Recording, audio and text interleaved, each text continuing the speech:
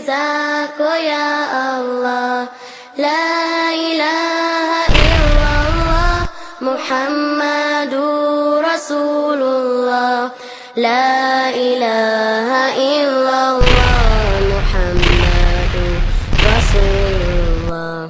Gugugot palawin mo muslim, i-Quran ang ipilangayon. السلام علیکم ورحمۃ اللہ وبرکاتہ.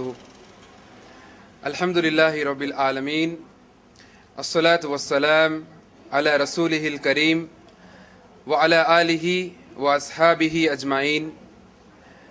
فاعوذ باللہ من الشیطان الرجیم، بسم اللہ الرحمن الرحیم. وما ارسلناک الا رحمۃ للعالمین. بسم اللہ الرحمن الرحیم. لقد کان لکم فی رسول اللہ اسوۃ حسنہ. رب اشرح لی صدری ویسر لی امری واحلل عقدۃ من لسانی یفقہوا قولی. اما بعد، محمد صلی اللہ علیہ وسلم اور ہمارا عقیدے سے مراد قرآن اور حدیث کے روشنی میں ایک مسلمان کا کیا عقیدہ ہونا چاہیے، اس عنوان پہ انشاءاللہ میں آپ کے سامنے بات پیش کروں گا. تو سب سے پہلی چیز ہم یہاں پر غور یہ کرنا ہے کہ محمد صلی اللہ علیہ وسلم کو اللہ رب العالمین نے آخری نبی اور آخری پیغمبر بنا کر بھیجا، اور اس دنیا میں 1,24,000 سے زیادہ پیغمبر آئے اس دنیا میں. اور اس محمد صلی اللہ علیہ وسلم کے تعلق سے ہم مسلمانوں کا کیا عقیدہ ہونا چاہیے. اب عقیدے کا مطلب کیا ہے؟ عقیدہ کہتے ہیں ہمارے بھروسے کو اور ہمارے بلیف کو. اگر آپ انگلش میں اس کو ترجمہ کریں گے تو ہم کس طریقے سے اللہ کے نبی پر ایمان لانا، کس طریقے سے اللہ کے نبی پر ہمارا بھروسہ رہنا، ہمارا عقیدہ کیا رہنا، اس کو کہتے ہیں عقیدہ. تو جہاں تک میرا علم ہے، میں سمجھتا ہوں کہ اس عنوان پر کوئی ایسے مقرر نے محمد صلی اللہ علیہ وسلم کے تعلق سے مسلمانوں کا کیا عقیدہ ہونا چاہیے، یعنی ان کی دنیا میں آنے سے لے کر ان کی وفات تک آج امت کے اندر جو بھی اختلافات پائے جاتے ہیں ان کے تعلق سے، محمد صلی اللہ علیہ وسلم کے عقیدے کے تعلق سے، یعنی ہم کیا عقیدہ رکھنا ہے محمد صلی اللہ علیہ وسلم کے تعلق سے، انشاءاللہ میں سمجھتا ہوں شاید ہی کوئی مقرر نے اس کو کور کیا ہے. میں اپنے آپ کی تعریف نہیں کر رہا ہوں، لیکن اللہ سے دعا کرتا ہوں کہ اللہ رب العالمین جو عنوان کو لے کر میں اٹھا ہوں، اللہ اس میں میری مدد فرمائے، اور ہم جو بھی سنیں گے اللہ اس پر ہم کو عمل کرنے کی توفیق عطا فرمائے. اللہم صلی علی محمد وعلی آل محمد کما صلیت علی ابراہیم وعلی آل ابراہیم انک حمید مجید. اللہم بارک علی محمد وعلی آل محمد کما بارکت علی ابراہیم وعلی آل ابراہیم انک حمید مجید. تو سامعین و سامعات، محمد صلی اللہ علیہ وسلم کے عقیدے کے عنوان میں پہلا آج کا جو عنوان ہے، اس کے اندر کئی جو ہے کیٹیگریز ہے، اس کو کئی حصوں میں اس بیان کو بانٹا گیا ہے. تو ہم پہلے دیکھیں گے کہ محمد صلی اللہ علیہ وسلم کے تعلق سے ہمارا جو پہلا جو عقیدہ ہم رکھنا چاہیے اور معاشرے میں اس کو کس طریقے سے عقیدہ ہم کیسے رکھتے ہیں.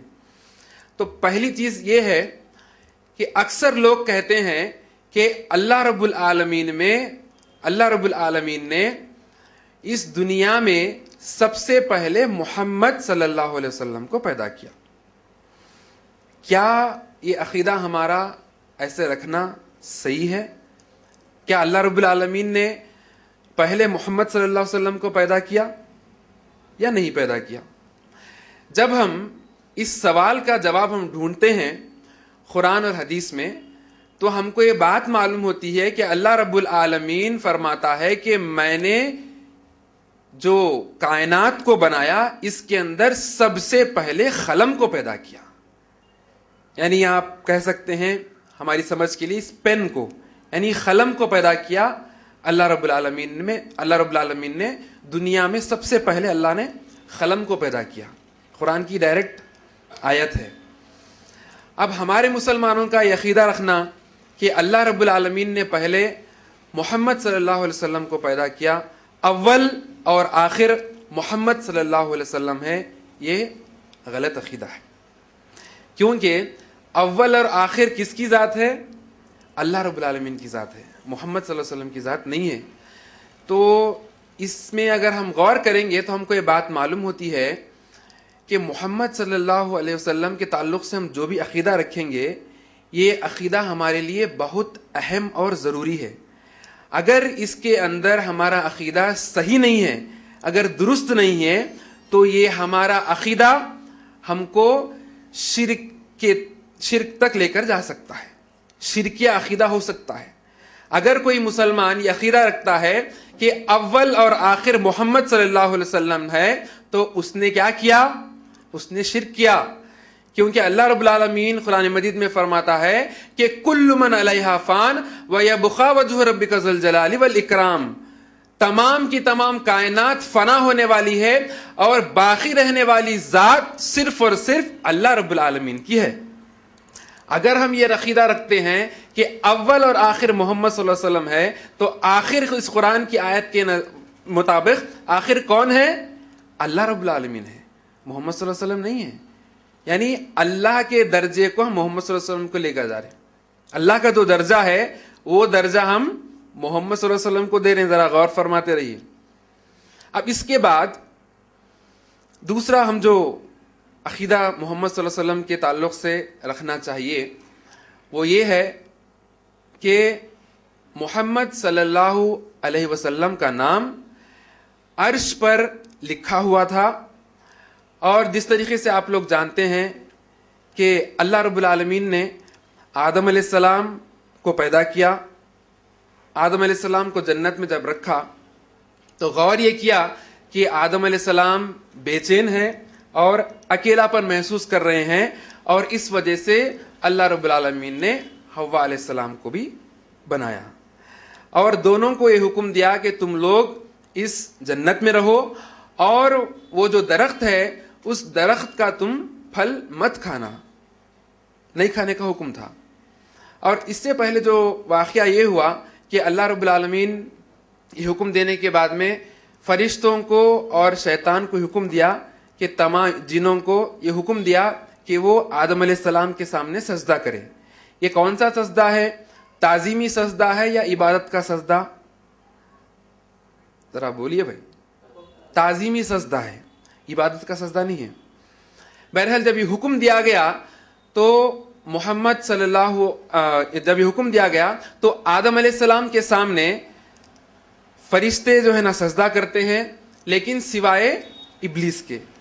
अब इब्लीस के सिवाय जब तमाम के तमाम सजदा करते हैं, और ये आपको ये वाक़या तवील है, आपको मालूम है कि इब्लीस जो है, शैतान जो है, फिर से अल्लाह से मोहलत मांगता है कि क़यामत तक कि अल्लाह सुब्हानहू तआला उसको हुक्म मोहलत दे दे, और आदम अलैहिस्सलाम को और आदम अलैहिस्सलाम की नस्ल को वो भटकाने के लिए कोशिश करता है। ये वादा अल्लाह के सामने वो करता है, और अल्लाह रब्बुल आलमीन फरमाते हैं कि तू जाकर आदम को, उसकी औलाद को भटकाते रहना, लेकिन अगर आदम और उसकी औलाद माफ़ी तलब करेंगे मुझसे तो मैं उसको, उन लोगों को माफ़ भी करते रहूँगा। ये अल्लाह के और शैतान के दरमियान बात हुई। तो उसके बाद में शैतान क्या किया? आदम अलैहिस्सलाम और हव्वा अलैहिस्सलाम के पास आया और दोनों को जन्नत में भटकाने लगा। जब भटकाने लगा तो आदम और हव्वा अलैहिस्सलाम उसके वसवसे में आने के बाद में उस दरख्त के फल को खा लेते हैं।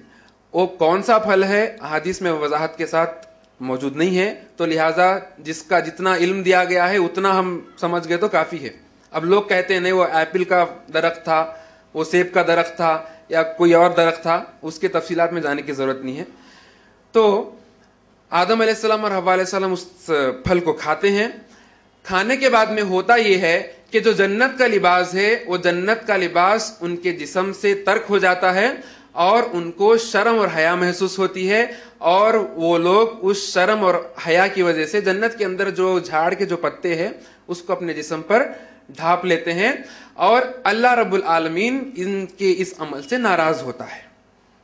जब नाराज होता है तो आदम अलैहिस्सलाम दुआ करते हैं, माफी तलब करते हैं अल्लाह रब्बुल आलमीन से, लेकिन लोगों का यहां पर अकीदा है मोहम्मद सल्लल्लाहु अलैहि वसल्लम के ताल्लुक से। वो क्या अकीदा है? लोग ये अकीदा रखते हैं कि आदम अलैहिस्सलाम और हव्वा अलैहिस्सलाम ने मोहम्मद सल्लल्लाहु अलैहि वसल्लम का वसीला मांगा और उनके वसीले से अल्लाह रब्बुल आलमीन को जो है ना माफी तलब की, तो अल्लाह रब्बुल आलमीन मोहम्मद सल्लल्लाहु अलैहि वसल्लम के वसीले से जो है आदम अलैहिस्सलाम को और हव्वा अलैहिस्सलाम को माफ कर दिए। और मोहम्मद सल्लल्लाहु अलैहि वसल्लम के ताल्लुक से आदम अलैहिस्सलाम को कैसे मालूम हुआ? लोग कहते हैं कि मोहम्मद सल्लल्लाहु अलैहि वसल्लम के ताल्लुक से आदम अलैहिस्सलाम को इस तरीके से मालूम हुआ क्योंकि अर्श के ऊपर लिखा हुआ था ला इलाहा इल्लल्लाह मुहम्मदुर रसूलुल्लाह। मशहूर कवाली है जिसके अंदर अर्श के खंभों पे था लिखा हुआ ला इलाहा इल्लल्लाह मुहम्मदुर रसूलुल्लाह, आप लोग सुने होंगे। तो ये सरासर मनगढ़ंत ज़ईफ हदीस है, इस पे ना अमल हो सकता है ना इसका हम अकीदा रख सकते हैं। तो यहां पर मोहम्मद सल्लल्लाहु अलैहि वसल्लम के ताल्लुक से ये भी हमारे मुसलमानों में अकीदा पाया जाता है। तो क्या अकीदा दुरुस्त है कि अर्श के खंबे पर लिखा हुआ था, अर्श पर लिखा हुआ था ला इलाहा इल्लल्लाह मुहम्मद रसूलुल्लाह? ये सही नहीं है। हालांकि हमको अल्लाह रब्बुल आलमीन कुरान मजीद में डायरेक्ट हमको आयत मिलती है कि आदम अलैहिस्सलाम और हव्वा अलैहिस्सलाम अल्लाह रब्बुल आलमीन से दुआ करते हैं कि रब्बना ज़लमना अनफुसना व इल्लम तग़फिर लना व तरहमना लनकुनन्ना मिनल खासिरीन। ये मशहूर आयत है, सबको मालूम है। या रब्बुल आलमीन हमने हमारे नफ्सों पर जुल्म किया, रब्बना ज़लमना अनफुसना व इल्लम तग़फिर लना व तरहमना, हमको माफ कर दे और हम पर रहम फरमा, और अगर तुम रहम नहीं करेगा तो हम खसारा उठाने वालों में से हो जाएंगे। ये कुरान का डायरेक्ट हमको जो है ना दर्स मिलता है कुरान मजीद से कि मोहम्मद सल्लल्लाहु अलैहि वसल्लम का नाम ना अर्श पर लिखा हुआ था और ना इस आयत में हमको ये बात मिलती है कि मोहम्मद सल्लल्लाहु अलैहि वसल्लम का वसीला लिया गया और उनके वसीले से आदम अलैहिस्सलाम अल्लाह से माफी तलब करते हैं। हमको दलील नहीं मिलती, ये कुरान की डायरेक्ट आयत है। अगर कोई कुरान की आयत का इनकार करता है और जनाब मोहम्मद रसूलुल्लाह सल्लल्लाहु अलैहि वसल्लम की सही हदीस का इनकार करता है तो उसका ठिकाना क्या है? हमको उस हदीस से मालूम होता है जिसके अंदर अल्लाह के नबी सल्लल्लाहु अलैहि वसल्लम फरमाते हैं कि सिर्फ वो लोग जन्नत में नहीं जाएंगे जो जन्नत का इनकार करेंगे, जो जन्नत का इनकार करेंगे। तो सहाबा कराम पूछते हैं अल्लाह के नबी सल्लल्लाहु अलैहि वसल्लम जन्नत का कौन इनकार करेंगे? जन्नत का कोई इनकार कर सकता? कोई इनकार नहीं करता। लेकिन मोहम्मद सल्लल्लाहु अलैहि वसल्लम फरमाते हैं जिसने मेरा इनकार किया उसने जन्नत का इनकार किया। यानी मोहम्मद सल्लल्लाहु अलैहि वसल्लम के ऊपर ईमान लाए बगैर और उनके अहादीस पर अमल किए बगैर हम लोग जन्नत में नहीं जा सकते। मोहम्मद सल्लल्लाहु अलैहि वसल्लम के ऊपर ईमान लाए बगैर और उनके अहादीस पर अमल करे बगैर हम जन्नत में नहीं जा सकते। तो कुरान और अहादीस में हमको ऐसी कोई दलील नहीं मिलती कि मोहम्मद सल्लल्लाहु अलैहि वसल्लम का नाम अर्श पर लिखा हुआ था और जो है उनको उनके नाम से उनका वसीला तलब किया गया। ये हमारा जो अकीदा है ये सही नहीं है। और मोहम्मद सल्लल्लाहु अलैहि वसल्लम के ताल्लुक से हम मुसलमानों में ये भी अकीदा है कि मोहम्मद सल्लल्लाहु अलैहि वसल्लम को जब दुनिया में भेजा गया और मोहम्मद सल्लल्लाहु अलैहि वसल्लम जो है आमिना के पेट से जो पैदा होते हैं तो वो नूर है, बशर नहीं है। क्या है मोहम्मद सल्लल्लाहु अलैहि वसल्लम? नूर है, बशर नहीं है। तो इसके तफसीलात में जाने से पहले हम कुरान की उस आयत की तरफ जाते हैं जिसके अंदर अल्लाह रब्बुल आलमीन फरमाता है कि ऐ मोहम्मद सल्लल्लाहु अलैहि वसल्लम आपके ऊपर जो ये कुरान मजीद नाजिल हुई है इससे पहले कुरान से पहले जितने भी किताबें नाजिल हुई उन तमाम की तमाम किताबों में आपके ताल्लुक से पेशनगोई दी गई है कि आप दुनिया में आने वाले हैं और आप पर ईमान लाना लाजिम है, जरूरी है। अगर आप पर ईमान नहीं लाए, अगर ईमान नहीं रखे तो वो कामयाब नहीं हो सकता। कुरान की आयत हमको ये डायरेक्ट दर्ज देती है कि कुरान से पहले जितने भी किताबें आए उन किताबों में मोहम्मद सल्लल्लाहु अलैहि वसल्लम की पेशनगोई दी गई। اور یہاں تک کہ پیشن گوئی دی گئی، قرآن کی آیت ہی کہتی ہے کہ یہاں تک کہ پیشن گوئی دی گئی کہ اے محمد صلی اللہ علیہ وسلم آپ کا نام بھی ہم ذکر کر دیے دوسرے کتابوں میں، اور ہم کو اس کی دلیل دوسرے دیگر مذاہب کی کتابوں میں ہم کو ملتی ہے۔ وہ کیسے؟ جب آپ بائبل کے اندر دیکھیں گے اور اسی طریقے سے ویداس میں بھی دیکھیں گے تو اس کے اندر بھی محمد صلی اللہ علیہ وسلم کا نام موجود ہے، حالانکہ وہ کتابوں پر ہم عمل نہیں کریں گے۔ قرآن مجید سے جتنے بھی 4 کے 4 کتابیں جو نازل ہوئی ہے قرآن کی روشنی میں، تورات، زبور، انجیل، تو ان کتابوں پر ہم جو ہے نا ایمان رکھیں گے، اور جتنے بھی کتابیں قرآن سے پہلے نازل ہوئے تمام کے تمام پر کتابوں پر ہم ایمان رکھیں گے، لیکن عمل کریں گے صرف اور صرف اس قرآن مجید پر۔ تو یہ قرآن مجید ہم کو یہ کہتی ہے کہ اے محمد صلی اللہ علیہ وسلم آپ کے نام کے ساتھ پیشن گوئی دی گئی ہے کہ آپ اس دنیا میں آخری پیغمبر بنا کر بھیجے جائیں گے، تو اس کے تعلق سے ہم کو آج جو ہے وہ تمام کی تمام کتابیں منسوخ ہو چکی ہیں، نہ ہم اس پر عمل کریں گے، لیکن اور وہ کتابوں کی شکل بھی بدل چکی ہے، کتابیں حق پر نہیں ہیں، کتابوں کو پورا غلط سلط کیا گیا ہے، لیکن اس کے باوجود بھی آج محمد صلی اللہ علیہ وسلم کا نام کے ساتھ ان کا ذکر اس کتابوں میں موجود ہے۔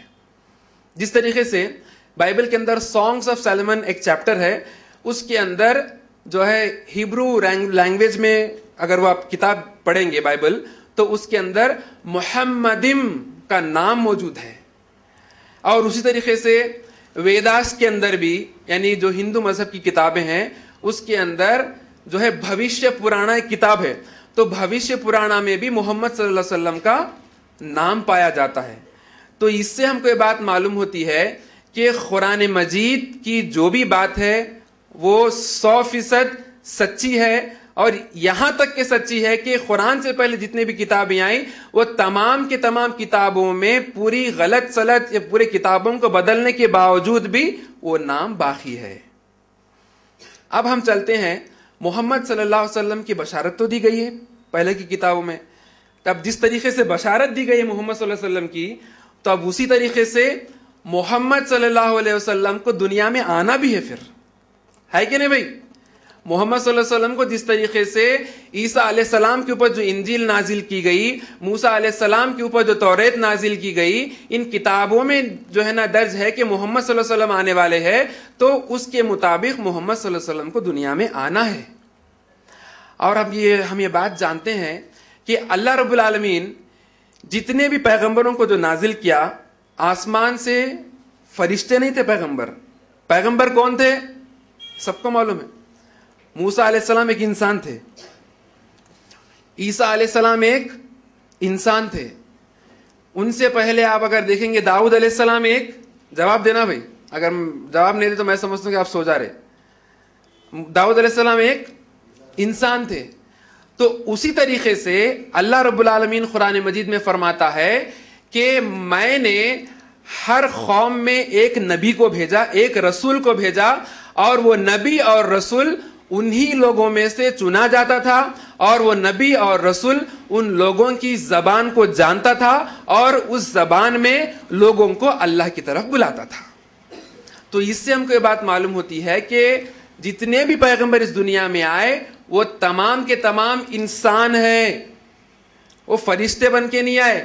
اگر فرشتے بن کے آتے تو ہمارے کو کیسے معلوم ہوتا تھا؟ ہم نہ فرشتوں کو دیکھ سکتے نہ شیطانوں کو دیکھ سکتے، ہم لوگ نہیں دیکھ سکتے۔ فرشتوں کو جب ہم دیکھ نہیں سکتے تو ہم ان کی پیغام کو کیسے سمجھ سکیں گے، اور ان کی زبان کو ہم کیسے سمجھ سکیں گے؟ اب ہماری حد یہ ہے کہ حیدرآباد میں رہتے ہیں لیکن دعوت کے کام کے لیے ہم تیلگو سیکھنے کے لیے تیار نہیں ہیں، کئی ایسے لوگ ہیں، تو اب ان کی زبان کو سیکھیں گے اور سمجھیں گے؟ یہ صحیح نہیں ہے۔ تو کہنا یہ چاہتا ہوں کہ جتنے بھی پیغمبر رسول آئے وہ تمام کے تمام انسان تھے، اور وہ مٹی سے بنے ہوئے تھے۔ اب انسان ہے تو ظاہر سی بات ہے انسان کو کس سے بننا چاہیے؟ مٹی سے، نور سے، یا جو ہے آگ سے؟ مٹی سے بننی چاہیے۔ تو اسی طریقے سے اللہ رب العالمین قرآن مجید میں فرماتا ہے کہ جس طریقے سے محمد صلی اللہ علیہ وسلم سے انبیاء گزرے، محمد صلی اللہ علیہ وسلم بھی ایک نبی ہے اور ایک رسول ہے، اور محمد صلی اللہ علیہ وسلم بشر ہے، مٹی سے بنے ہوئے ہیں، مٹی سے بنے ہوئے ہیں۔ اب اس کی دلیل کیا ہے؟ اب اس کی دلیل یہ ہے کہ کلمہ ہم کیا پڑھتے ہیں؟ کلمہ شہادہ، اشہد ان لا الہ الا اللہ و اشہد ان محمدن عبدہ و رسولہ. کلمہ پڑھتے ہیں محمدن عبدہ و رسولہ. عبد کا مطلب کیا ہوتا ہے؟ بندہ. اگر بندہ ہے اللہ کا تو مٹی سے بننا ضروری ہے. اگر بندہ نہیں ہے اللہ کا تو مٹی سے بننے کی ضرورت نہیں ہے. لیکن کیونکہ اللہ کا بندہ ہے تو مٹی سے بننا ضروری ہے. اور اللہ کے نبی مٹی سے بنے ہوئے اور رسول ہے اللہ کے. تو اس سے ہم کو یہ بات معلوم ہوتی ہے کہ محمد صلی اللہ علیہ وسلم نور نہیں ہے، وہ بشر ہے. یہ بشریت کا عقیدہ رکھنا ہمارا فرض ہے. اگر ہم محمد صلی اللہ علیہ وسلم کو نور کہیں گے اور بشر اگر نہیں کہیں گے تو ہم محمد صلی اللہ علیہ وسلم کے درجے کو نہیں بڑھا رہے، ان کے درجے کو گھٹا رہے ہیں. محمد صلی اللہ علیہ وسلم کو نور بول کے کس طریقے سے؟ وہ اس طریقے سے کہ اللہ رب العالمین تمام کے تمام جہانوں کا، جہاں کا نہیں بولنا، جہانوں کا. آج سائنس معلوم، ٹیکنالوجی میں ہم کو معلوم ہوتا ہے کہ رب العالمین جو لفظ ہے، عالمین کا مطلب کئی جہان ہے، جہانے حیدرآباد کی زبان میں. تو ایسے جہانوں کا مالک جو اللہ ہے، وہ رب العالمین جب محمد صلی اللہ علیہ وسلم کو جب بنایا تو کس طریقے سے بنایا؟ مٹی سے بنایا. اور وہ نور نہیں ہے، وہ بشر ہے. اور وہ اللہ تمام عالموں کا خالق ہے. اور یہ تمام کی تمام چیزیں اللہ کو چھوڑ کر جو بھی ہے وہ مخلوق ہے. آسمان ہے، زمین ہے، چرند ہے، پرندے، تمام کی تمام مخلوق ہے. تمام کی تمام مخلوقات میں افضل مخلوق کون سی؟ اشرف المخلوقات انسان ہے. اگر اشرف مخلوقات انسان ہے تو محمد صلی اللہ علیہ وسلم کو اگر ہم یہ کہیں گے محمد صلی اللہ علیہ وسلم بشر نہیں ہے، انسان نہیں ہے، نور ہے، تو ان کے درجے کو ہم نے گھٹایا، ان کے درجے کو ہم کم کر رہے ہیں، بڑھا رہے نہیں. اللہ قرآن میں فرماتا ہے کہ اشرف المخلوقات انسان ہے، اشرف المخلوقات فرشتے نہیں ہیں.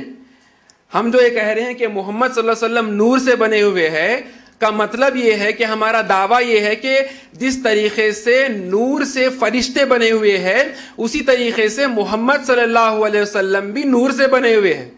اگر ایسا ہوتا، اگر نور سے بنے ہوئے ہوتے تو اب غور فرمائیے، اللہ نے کہا کہ اشرف المخلوقات انسان ہے نہ کہ فرشتے.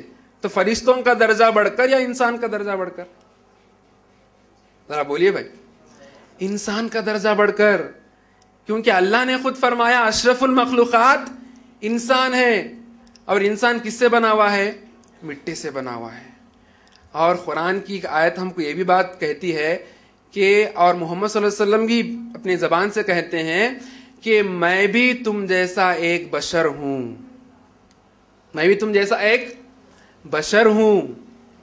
اب یہاں پر ہم یہ غلط فہمی میں نہ رہنا کہ اگر ہم بشر کہتے ہیں محمد صلی اللہ علیہ وسلم کو تو اللہ کی قسم محمد صلی اللہ علیہ وسلم ہم جیسے انسان نہیں ہیں. یہ بھی پوائنٹ ہمارے ذہن میں ایک دم صاف رہنا. انسان ہے ضرور، اور مٹی سے بنے ہوئے ہیں ضرور، ان کے 2 ہاتھ ہیں، 2 پیر تھے اور ان کے 2 آنکھ تھے، لیکن ان کا جو درجہ، ان کا جو مرتبہ، ان کا جو بڑپن اور ان کی جو کبریائی ہے اس حد تک نہ کوئی انسان پہنچ سکتا، نہ کوئی فرشتہ پہنچ سکتا. اور تمام کے تمام انبیاء کرام میں نہ انبیاء کرام ان کے درجے کو پہنچ سکتے ہیں. یہ ہمارا عقیدہ ہے. اگر یہ ہم عقیدہ نہیں رکھے اسلام سے خارج ہو جاتے. اب لوگوں کا یہ کہنا ہے، لوگ کہتے ہیں یار یہ کیسے لوگ ہیں، کیسے مسلمان ہیں، محمد صلی اللہ علیہ وسلم کو اپنے جیسا انسان سمجھتے. اللہ کی قسم ہم کبھی یہ نہیں کہتے کہ محمد صلی اللہ علیہ وسلم ہمارے جیسے انسان ہیں. ہم یہ کہتے ہیں کہ محمد صلی اللہ علیہ وسلم انسان ہے، بشر ہے. ہم کیوں کہہ رہے ہیں؟ اس لیے کہہ رہے ہیں کہ اللہ نے خود ان کو بشر قرار دیا، اور محمد صلی اللہ علیہ وسلم بھی کہتے ہیں کہ آپ ایک جو ہے نا نبی ہے اور آپ جو ہے نا بشر ہے. اور ہم جو کلمہ پڑھتے ہیں، کلمے کے ہم اندر بھی ہم یہ درس ہم کو ملتا ہے کہ محمد صلی اللہ علیہ وسلم عبد ہے، اللہ کے بندے ہیں. اور اگر ہم یہ کہیں کہ محمد صلی اللہ علیہ وسلم نور سے بنے ہوئے ہیں، مٹی سے نہیں بنے ہوئے ہیں، تو ذرا معراج کی واقعے کی طرف بھی ہم کو لوٹنا ہے. معراج کے واقعے میں کیا ہوا؟ جب معراج کا سفر جب شروع ہوا تو سفر جس طریقے سے شروع ہوا تو اب تمام کا تمام واقعہ آپ لوگ جانتے ہیں کہ آسمانوں کے اوپر آدم علیہ السلام سے ملتے ہیں، ابراہیم علیہ السلام سے ملتے ہیں، اس طریقے سے ملتے جاتے ہیں محمد صلی اللہ علیہ وسلم اور جبرائیل علیہ السلام ایک ایسا مقام جہاں پر آتا ہے کہ وہاں پر نور کو اجازت نہیں کہ وہ اندر اس سے آگے جائے، لیکن یہ صرف اور صرف یہ بشر کو شرف حاصل ہے کہ وہ وہاں سے آگے جائے، اور صرف اللہ سبحانہ وتعالیٰ سے جو مخاطب ہوئے، اللہ سبحانہ وتعالیٰ سے جو بات ہوئی وہ صرف اور صرف بشر کی ہوئی، نور کی نہیں ہوئی۔ کہاں تک پہنچے؟ کون پہنچے وہاں تک؟ کیا جبرائیل علیہ السلام اس مقام سے آگے پہنچے؟ جبرائیل علیہ السلام جو تمام کے تمام فرشتے جو نور سے بنے ہوئے ہیں، ان تمام سے تمام فرشتوں کے نور سے بنے ہوئے سردار ہے جبرائیل علیہ السلام اور جبرائیل امین کا۔ تو ایسے جبرائیل کو اجازت نہیں کہ اس مقام سے وہ آگے بڑھ سکے، لیکن صرف اور صرف محمد صلی اللہ علیہ وسلم کو یہ سعادت نصیب ہوئی کہ وہ اس مقام سے آگے جاتے ہیں اور عرش تک پہنچتے ہیں اور اللہ رب العالمین کے سامنے سجدہ ریز ہوتے ہیں، ان کے آنکھوں سے آنسو ٹپکتے ہیں، اور یہ فرماتا ہے اللہ رب العالمین، اے محمد صلی اللہ علیہ وسلم اپنے چہرے کو اٹھائیے اور میں آپ کو یہ چیز بخش رہا ہوں کہ سورہ بقرہ کی آخری 2 آیتیں اور اسی طریقے سے سورہ فاتحہ اور اس طریقے سے نماز 5 وقت تمہارے لیے فرض کی گئی ہے، اور جو اللہ کے ساتھ شرک نہیں کرتا وہ جنت میں جائے گا۔ یہ بشارت دی گئی محمد صلی اللہ علیہ وسلم کو، اور یہ صرف اور صرف شرف ایک بشر کو دی گئی، نور کو نہیں۔ اب یہاں تک بھی اب بات کو ہم نہیں سمجھیں گے تو اب ہمارا کیسا عقیدہ ہے اور ہم کیسے مسلمان ہیں؟ ایک بشر کو وہ سعادت ہے، نور کو نہیں ہے۔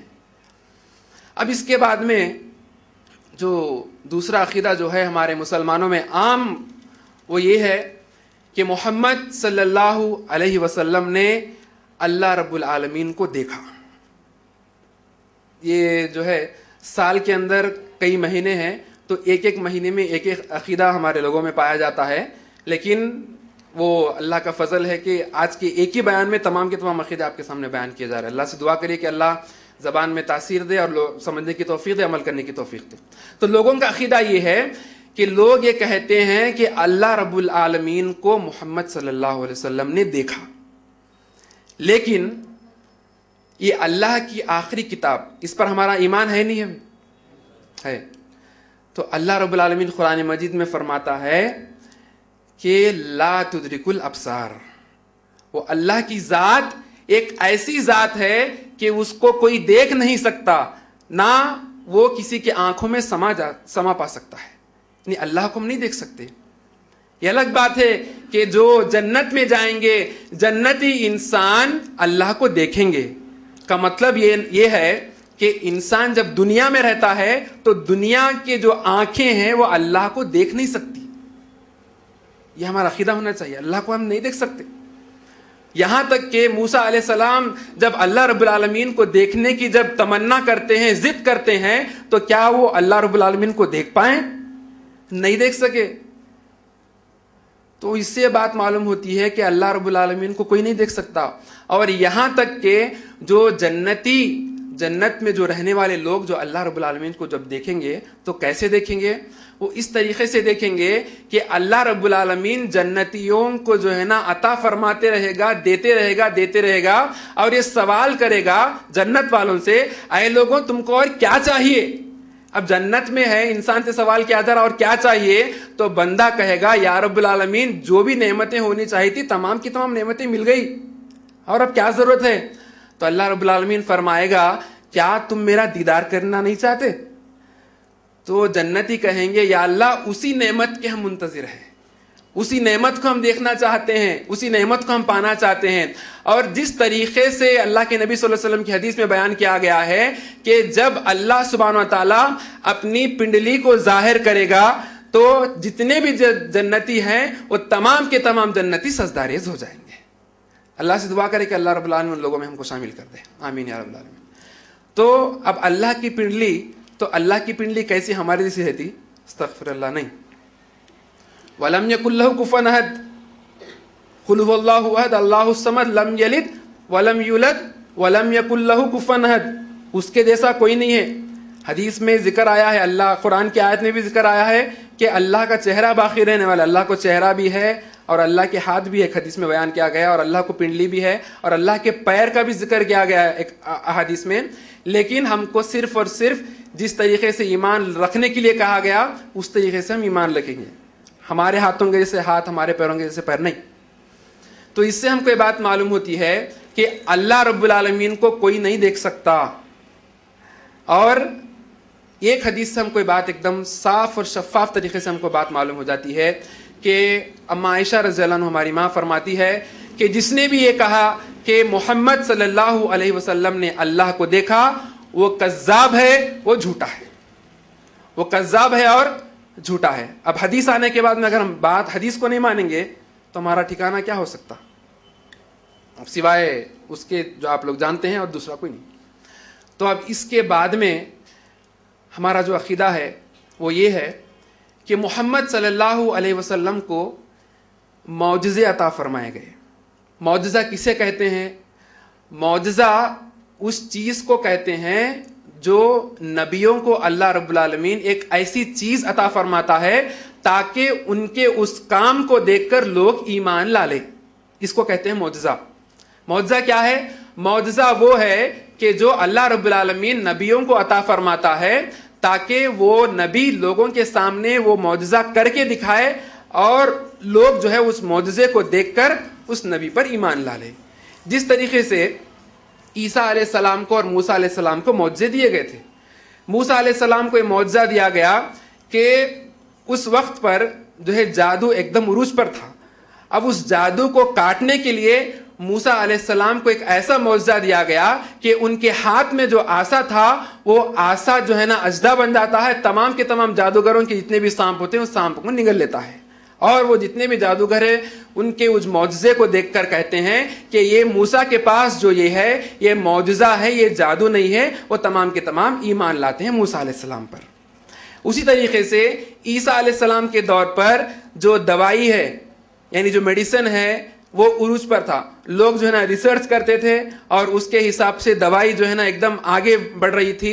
تو اس وقت میں کوڑ کی بیماری عام تھی اور اس وقت میں جو بھی لوگ اندھے پیدا ہوتے تھے تو ان لوگوں کو جو ہے معجزے کے طور پہ عیسیٰ علیہ السلام اللہ کے حکم سے ان کی کوڑ کی بیماری دور ہو جاتی تھی اور اللہ کے حکم سے ان کو جو نابینا ہے پیدائش سے ان کو بینائی آ جاتی تھی.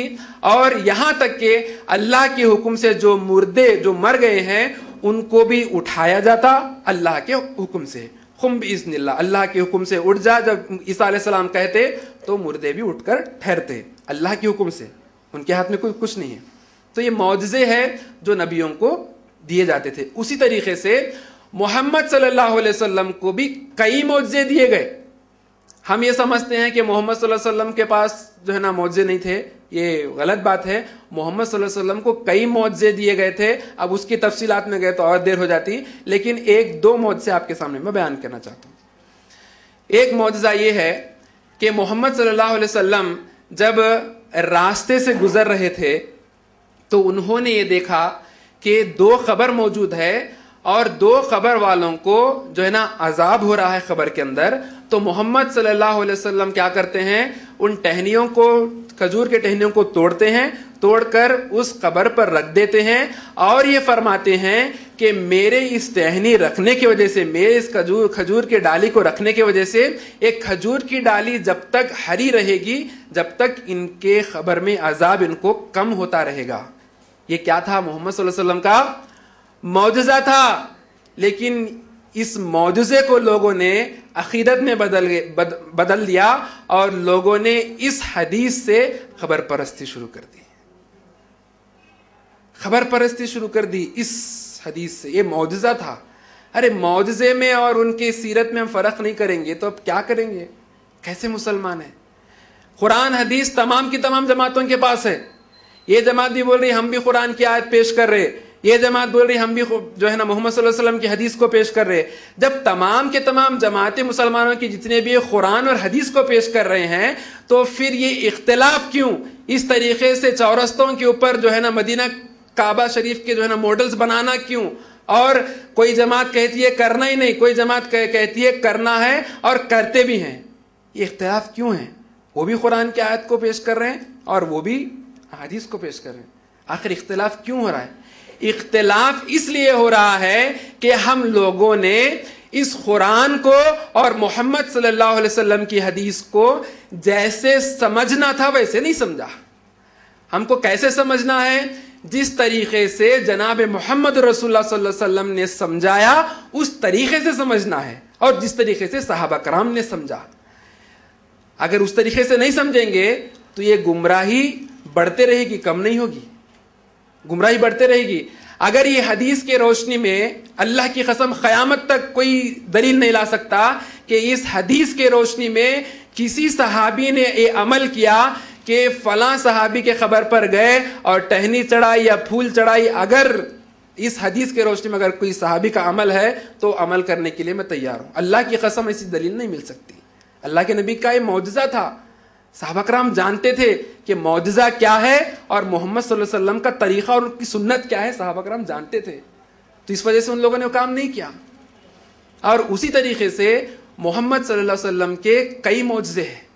محمد صلی اللہ علیہ وسلم کے معجزے میں اور ایک معجزہ یہ ہے کہ محمد صلی اللہ علیہ وسلم اتنے معصوم تھے کہ ایک ایسا وقت آیا کہ صحابہ کرام بھوک سے تڑپ رہے ہیں, بلبلا رہے ہیں, تو ویسی صورت میں ایک پیالی لائی گئی, اس پیالی کے اندر تھوڑا سا دودھ ڈالا گیا اور محمد صلی اللہ علیہ وسلم جو ہے نا اپنی انگلی مبارک کو اس کے اندر اس پیالی میں رکھتے ہیں اور دودھ اتنا آتا ہے کہ محمد صلی اللہ علیہ وسلم بھی اس کو جو ہے نا نوش پر پیتے ہیں. اس کے بعد میں تمام کے تمام صحابہ کرام اس کو جو ہے نا حاصل کرتے ہیں, لیکن اس کے باوجود بھی اور اس کے اندر سے دودھ نکلتے ہی رہتا ہے, یہاں تک کہ جبرائیل علیہ السلام آ کر کہتے ہیں کہ اے محمد صلی اللہ علیہ وسلم اپنے انگلیوں کو اس کے اندر سے نکال دیجیے. تو جب محمد صلی اللہ علیہ وسلم انگلیوں کو نکالتے ہیں تو جب دودھ رک جاتا ہے.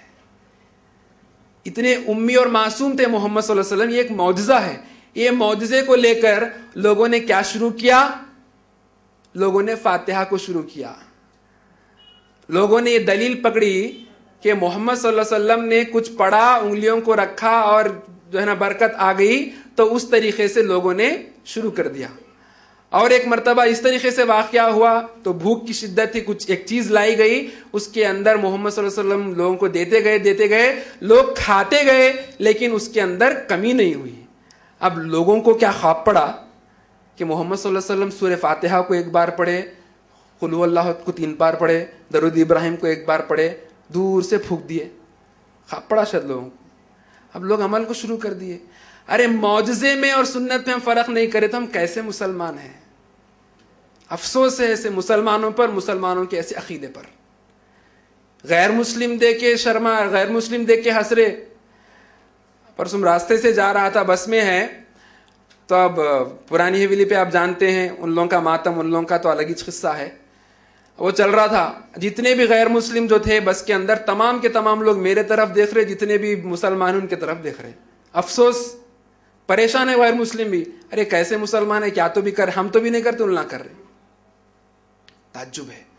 اب اس کے بعد میں محمد صلی اللہ علیہ وسلم کے تعلق سے ہمارا یہ بھی عقیدہ ہے کہ محمد صلی اللہ علیہ وسلم کا جو جسم مبارک تھا, وہ جسم مبارک سے جب وہ چلتے تھے تو ان کا سایہ نہیں گرتا تھا. کیا بولتے؟ سایہ نہیں گرتا تھا بولتے. سایہ کب نہیں گرتا؟ کوئی ایک ایسی چیز ہے, اگر وہ اوپیک باڈی ہے, اوپیک یعنی آپ جانتے ہیں اس کو کیا کہتے ہیں, کہ ٹرانسپیرنٹ نہیں ہے. اگر کوئی پرنی ہے تو ٹرانسپیرنٹ, اگر ہے ٹرانسپیرنٹ پرنی یعنی آئینہ ہے سمجھیے. آئینے کو اگر آپ ایسے رکھیں گے تو لائٹ کو آپ دیکھ سکتے ہیں, اس کو ٹرانسپیرنٹ باڈی کہتے ہیں. اگر ایک پیپر ہے تو پیپر کیا ہے؟ اوپیک باڈی ہے, تو یعنی اس کو ٹرانسفر نہیں ہو سکتا, اس کو آپ دیکھ نہیں سکتے. تو اگر ایسی چیز ہے, اگر ٹرانسپیرنٹ باڈی ہے تو اس کو, اس کی جو ہے نا جو کیا کہتے ہیں اس کو, شیڈو جو کہتے ہیں, تو اس کا سایہ نظر نہیں آتا. اب محمد صلی اللہ علیہ وسلم جب مٹی سے بنے ہوئے ہیں, یعنی اس کے اندر ایک جسم ہے, اس کے اندر جو ہے نا میٹر ہے, جب ان کا سایہ ہونا لازم ہے. یہ ہمارا غلط عقیدہ ہے. محمد صلی اللہ علیہ وسلم کا سایہ زمین پر گرتا تھا, سیرت کی آپ تمام کی تمام کتابوں کو آپ چھان لیجئے، تمام کتابوں میں یہ موجود ہے کہ محمد صلی اللہ علیہ وسلم کا سایہ زمین پر گرتا تھا. اگر ہم اس سے اجتناب کریں گے، اگر یہ عقیدہ درست نہیں ہوا تو ہم پھر وہی بات کہہ رہے ہیں انڈائریکٹلی طور پر کہ محمد صلی اللہ علیہ وسلم مٹی سے نہیں بنے ہیں، وہ نور سے بنے ہیں. تو یہ بھی عقیدہ ہمارا درست ہونا ضروری ہے. اور اس کے بعد میں اب مزیدار اور لذیذ اور سب سے جو ہے نا مسالے دار عقیدہ ہمارے مسلمانوں میں یہ ہے کہ محمد صلی اللہ علیہ وسلم کی پیدائش، ان کی پیدائش. اب محمد صلی اللہ علیہ وسلم کی جو بعثت ہوئی، پیدائش ہوئی دنیا کے اندر، تو کیسے پیدا ہوئے محمد صلی اللہ علیہ وسلم؟ اور اللہ کی قسم محمد صلی اللہ علیہ وسلم کی پیدائش پر ہم جتنا خوشی مناتے ہیں 5 وقت نماز پڑھ کر اور ان کی سنتوں پر عمل کر کر، اللہ کی قسم کوئی نہیں کرتا. صحیح العقیدہ جو مسلمان ہے، ان کی پیدائش کا وہ حق اگر منانا چاہتا ہے، اگر خوشی منانا چاہتا ہے، تو اس کو چاہیے کہ وہ پیر کا روزہ رکھے، اور اسی طریقے سے اس کو چاہیے کہ جس طریقے سے محمد صلی اللہ علیہ وسلم کی سنتیں ہیں ان سنتوں پر عمل کرے، نہ کہ غیر مسلموں کی طرح جو ہے نا ان کے پیدائش کے دن کا جشن منائے. اب لوگ اس تاریخ کو بھی لوگوں نے غلط سلط کر دیا. لوگ یہ سمجھتے ہیں کہ تھوڑی سی اگر کچھ عمل کے اندر ذرا رنگ لگا دیے، تھوڑا کلر لگا دیے، تھوڑا چمک دھمک لگا دیے تو تاریخ نہ مٹنے والی ہے. تاریخ مٹنے والی ہے. اللہ کی قسم اسلام ایک ایسا واحد مذہب ہے کہ جس کے اندر اللہ کے نبی صلی اللہ علیہ وسلم کی سیرت کو محفوظ کرنے کے لیے، ان کے لائف ہسٹری کو محفوظ کرنے کے لیے ہزاروں کے مسلمانوں کی لائف ہسٹریاں محفوظ ہو گئی کتابوں کے اندر. ہزاروں کی تعداد میں صحابہ کرام کے اور بڑے بڑے مسلمانوں کی ان کی جو سیرتیں ہیں، ان کی سیرتیں جو ہے نا سیو ہو گئی کتابوں کے اندر. محمد صلی اللہ علیہ وسلم کی سیرت کو سیو کرنے کے لیے، ان کی حیات طیبہ کو جو ہے نا سیرت کو لکھنے والے اس طریقے سے لکھے ہیں کہ اس کے ذریعے سے ہزاروں کے مسلمانوں کی جو بایوگرافی ہے وہ سیو ہو چکی، محفوظ ہو چکی ہے. اب اس کے اندر کوئی رد و بدل نہیں کر سکتے. محمد صلی اللہ علیہ وسلم کی پیدائش کا دن آتھینٹک سیرت کی کتابوں کے مطابق اور صحیح سیرت کی کتابوں کے مطابق، اور الرحیق المختوم جو سیرت کی ایسی کتاب ہے جس کو دنیا بھر میں ایوارڈ دیا گیا، اس کتاب کے مطابق محمد صلی اللہ علیہ وسلم کی پیدائش کا دن 9 ربیع الاول ہے. 12 ربیع الاول نہیں ہے، 9 ربیع الاول ہے. اب سوال یہ پیدا ہوتا ہے کہ لوگوں کا یہ 12 ربیع الاول کو یہ کہنا کہ محمد صلی اللہ علیہ وسلم پیدا ہوئے، یہ لوگوں کی خاص طور پہ یہودیوں کی بہت بڑی سازش ہے. یہ یہودیوں کا سب سے پہلے سے چال ہے کہ اسلام کو اذیت پہنچائے، اسلام کو دھکا پہنچائے، محمد صلی اللہ علیہ وسلم کی سیرت کو دھکا پہنچائے. اللہ کی قسم وہ ہو نہیں سکتا. اور اسلام ایک ایسی چیز ہے، اگر آپ ایک بال کو زمین پر ماریں گے، جتنا تیز ماریں گے اتنا اونچائی پر جو ہے نا بال چھلانگ مارے گا. تو اسی طریقے سے اسلام کو بدنام کرنے کے لیے لوگ لاکھ کوشش کر لے، لیکن ان کی سیرت اور اسلام اور محمد صلی اللہ علیہ وسلم کی سیرت اتنا ہی اوپر ابھرے گی انشاءاللہ. تو لوگوں نے کوشش کی، سازش کی، اور افسوس یہودیوں کی سازش میں ہمارے جو ہے نا اہل تشیع جو اپنے آپ کو رافضی یا شیعہ کہتے ہیں وہ بھی ملوث ہو گئے، اور اپنے آپ کو سنی کہنے والے معصوم سنی مسلمان اپنے آپ کو جو کہتے ہیں اہل سنت والجماعت، جماعت کے نام سے بول رہا ہوں میں کیونکہ ڈرنے کی ضرورت نہیں، ایک دم صاف بات ہے، ڈنکے کی چوٹ پہ ہونی چاہیے. جو بھی بات ہے ایک دم صاف اور شفاف ہے. قرآن موجود ہے، حدیث موجود ہے. آج مسلمان جاہل نہیں ہیں، سب کچھ جانتے ہیں. اور آپ لوگ جانتے ہیں جامعہ نظامیہ شہر کا اور پورے ملک کا ایک ایسا جو ہے نا مدرسہ ہے جو بہت بڑی کیا کہتے ہیں مشہوریت اور بہت بڑا نام رکھتا ہے. تو جامعہ نظامیہ سے کل جو ہے نا ایک فتویٰ جاری ہوا. وہ فتویٰ کیا ہے؟ تھوڑا زوم کریے.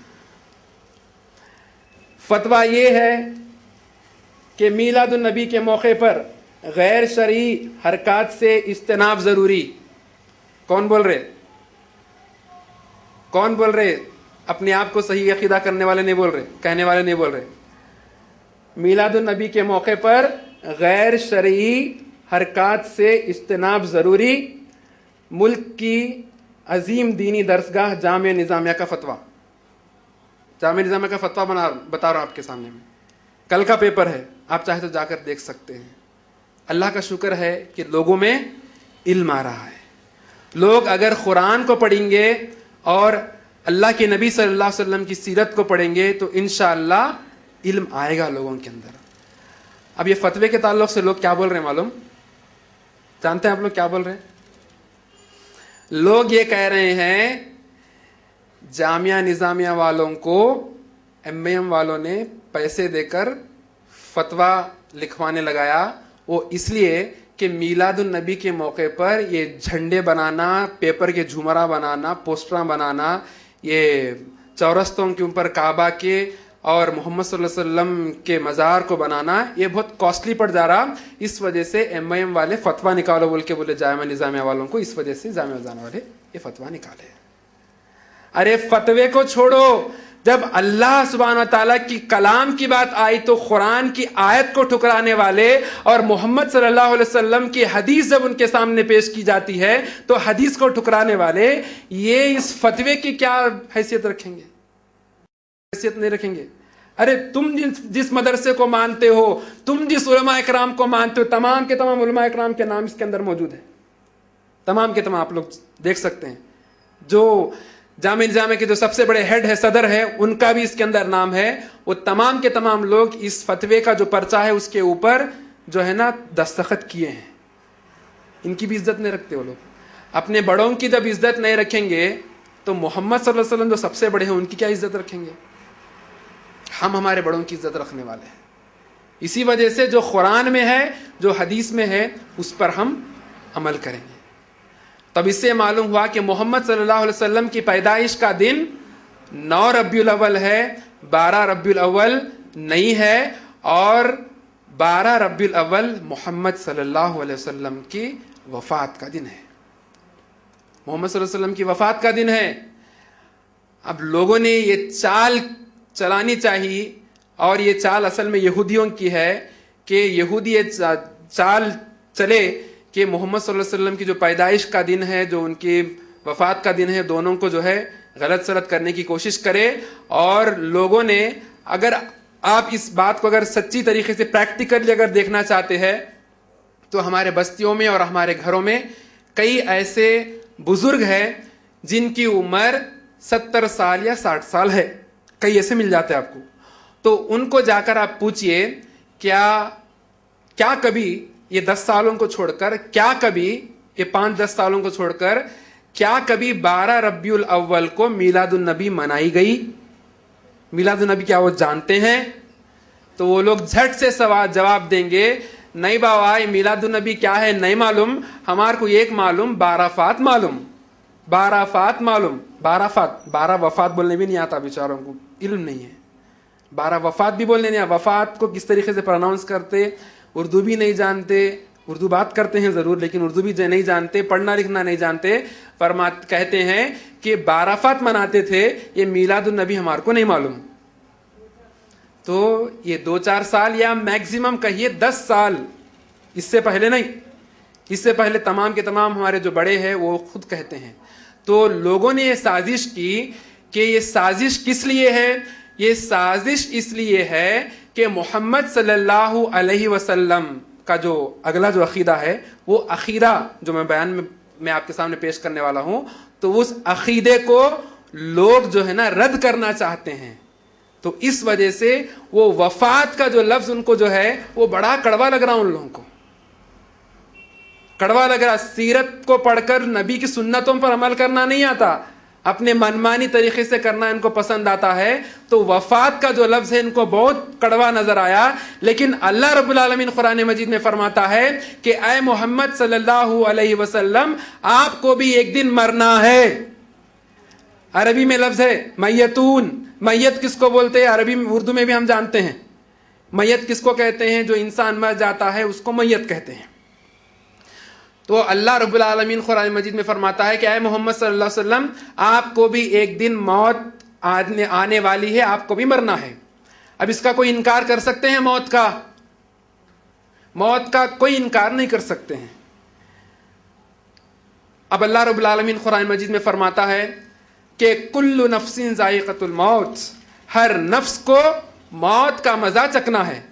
اب اس موت کے مزے سے، یعنی موت سے نہ کوئی پیغمبر بچ سکا، نہ کوئی ولی بچ سکا، نہ کوئی بزرگان دین بچ سکے، کوئی نہیں بچ سکے. جب قرآن کی آیت جب آ گئی کہ کل نفس ذائقۃ الموت، ہر نفس کو موت کا مزہ چکھنا ہے، یہاں تک کہ قیامت والے دن اللہ رب العالمین جو روح کو قبض کرنے والا جو فرشتہ اس کو اللہ رب العالمین حکم دیں گے کہ اے روح کو قبض کرنے والے فرشتے ملک الموت، تو اپنے آپ کو موت دے دے، اور صرف زندہ رہنے والی ذات اللہ کی ہے.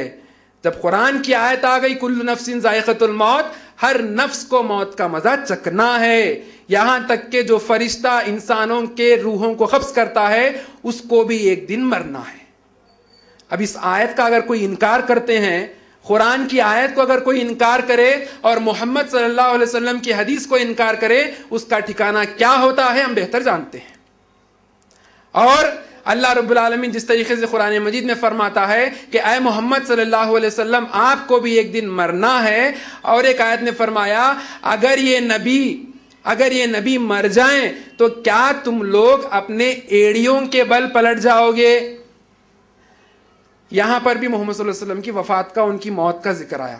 اب یہ آیت جب نازل ہوئی، جب لوگوں کا ایمان ایک دم ڈوغلا ہو گیا تھا، کمزور ہو گیا تھا، تو ایسی صورت میں اللہ رب العالمین مسلمانوں کا عقیدہ درست کرنے کے لیے، ان کا ایمان پختہ کرنے کے لیے یہ آیت کو نازل فرمایا اگر نبی مر جائیں تو کیا تم لوگ ایڑیوں کے بل پلٹ جاؤ گے. ایڑیوں کا لفظ اس لیے استعمال کیا گیا کہ انسان جب ایڑیوں کے بل پلٹ جاتا ہے تو اس کا کوئی جسم پھر سامنے کی طرف نظر نہیں آتا. ایڑیوں پلٹ گئے کا مطلب پورا پلٹ جاتا. تو یہاں پر ذکر کیا گیا. تو اس آیت سے بھی معلوم ہوتا ہے کہ محمد صلی اللہ علیہ وسلم کو موت آنے والی ہے اور ان کو موت لاحق ہوئی. جب جناب محمد رسول اللہ صلی اللہ علیہ وسلم، جن پر ہماری جان، مال، ہماری اولاد تمام کی تمام قربان، جب محمد صلی اللہ علیہ وسلم ایک میت سے تدفین کے بعد میں، کفن دفن کے بعد میں جب واپس ہو رہے تھے تو محمد صلی اللہ علیہ وسلم کو سر میں درد شروع ہوا. جب محمد صلی اللہ علیہ وسلم کو سر میں درد شروع ہوا تو وہاں سے وہ سر میں درد کا جو مرض تھا وہ مرض جو ہے نا بڑھتا گیا یہاں تک کہ محمد صلی اللہ علیہ وسلم کی وفات ہو گئی. جب محمد صلی اللہ علیہ وسلم کی وفات ہو گئی تو وہ صحابہ کرام جو اللہ کے نبی صلی اللہ علیہ وسلم کو اپنے جان، مال، تمام کی تمام دنیا کی چیزوں سے محبوب جاننے والے، ایسے صحابہ کرام میں سے ایک صحابی اٹھتے ہیں حضرت عمر رضی اللہ عنہ اور فرماتے ہیں کہ اگر کسی نے یہ کہا کہ محمد صلی اللہ علیہ وسلم مر گئے تو میں اس کے سر کو الگ کر دوں گا، دھڑ سے اس کا سر میں کاٹ دوں گا. یہ آواز لے کر کون؟ عمر رضی اللہ عنہ مدینے کے گلیوں میں تلوار لے کر، لنگی تلوار لے کر پھر رہے تھے. جب یہ بات معلوم ہوئی حضرت ابوبکر صدیق رضی اللہ عنہ تعالیٰ عنہ کو، تو ابوبکر صدیق فوراً ممبر پر چڑھتے ہیں اور فرماتے ہیں کہ جس طریقے سے اللہ رب العالمین قرآن مجید میں فرماتا ہے کہ اے محمد صلی اللہ علیہ وسلم آپ کو بھی مرنا ہے، تو اے لوگوں جو محمد کی عبادت کرتے تھے سن لو کہ محمد کی آج موت ہو چکی ہے. جیسے اس قرآن کی آیت کو پڑھتے ہیں تو حضرت عمر ایسے جلال و قدر صحابی جو ہے فوراً وہاں پر بیٹھ جاتے ہیں اور صحابہ کرام فرماتے ہیں کہ جب ابوبکر ٹھہر کر ممبر پر اس آیت کو پڑھے تھے تو ہم کو ایسے محسوس ہوا کہ کیا قرآن کی آیت ابھی نازل ہو رہی ہے.